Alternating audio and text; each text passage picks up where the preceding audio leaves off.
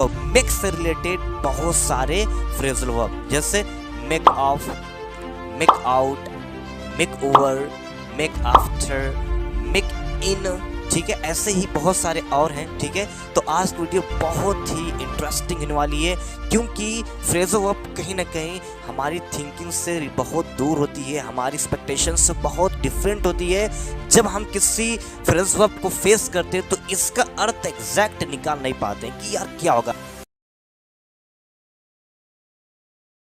आज के इस वीडियो में आप सीखने जा रहे हैं फ्रेजल वर्ब, राइट। तो आइए जानते हैं कि फ्रेजल वर्ब होता क्या है और इसे सीखना क्यों जरूरी है, राइट। तो देखिए, फ्रेजल वर्ब ऐसे शब्द कहते हैं जब मेन वर्ब और प्रपोजिशन से मिलकर यानी इनके मिलने से एक नया अर्थ बनता है। इट मीन्स मेन वर्ब के साथ हमेशा प्रपोजिशन आएगा या फिर एडवर्ब आएगा, इनकी मिलने से हमारा बनता है फ्रेजल वर्ब। चलिए मैं आपको एक एग्जांपल दे करके समझा दे रहा हूं। मान लीजिए मैं यहाँ पे एक वर्ड ले रहा हूं give. Now what is give? तो इसका अर्थ सभी को मालूम है, आप भी जानते होंगे कि इसका अर्थ होता है देना। क्या होता है? देना, राइट। यहां तक बात तो ठीक है क्योंकि ये हमारा मेन वर्ब है। लेकिन अगर मैं गिव के साथ एक लगा दूं प्रपोजिशन, ये हमारा मेन वर्ब है और ये हमारा अब क्या है? प्रपोजिशन है। तो अगर गिव के साथ अप लगा दूं तो यहां पर अब गिव का मतलब देना नहीं होगा, ठीक है। तो यहीं पे बहुत सारे लोग फंस जाते हैं, ट्रैक हो जाते हैं कि यार अब इसका अर्थ क्या होगा। तो ये हमारे एक्सपेक्टेशन से बहुत डिफरेंट होता है, यहां पे इसका अर्थ बिल्कुल अलग होगा, ठीक है। तो गिव अप का अर्थ क्या होता है? छोड़ देना। क्या होता है? छोड़ देना। तो यही होता है फ्रेजल वर्ब। मेक ओवर, इसका हिंदी में अर्थ होता है बदलाव करना। इट मीन्स अपनी पर्सनालिटी में या किसी और चीज में बदलाव करना, तो वहां पर मेक ओवर का यूज किया जाता है। चलिए मैं आपको एक एग्जांपल देकर समझा दे रहा हूं ताकि और बेहतर से आप समझ पाए। सेंटेंस है, मुझे अपने कमरे में बदलाव करना चाहिए। I should make over my room. Next word make after, इसका हिंदी में अर्थ होता है पीछा करना। जैसे पुलिस ने चोर का पीछा किया तो बोलेंगे the police made after the thief. Okay, moving to the next one, make into. देखिए इसका यूज हम तब करते हैं जब किसी चीज को किसी और चीज में बदल देना। समझ पा रहे हैं? किसी चीज को किसी और चीज में बदल देना या फिर कुछ बना देना, दोनों सेंस में आता है तो मेक इनटू का यूज किया जाता है। सेंटेंस क्या है अभी समझ जाएंगे।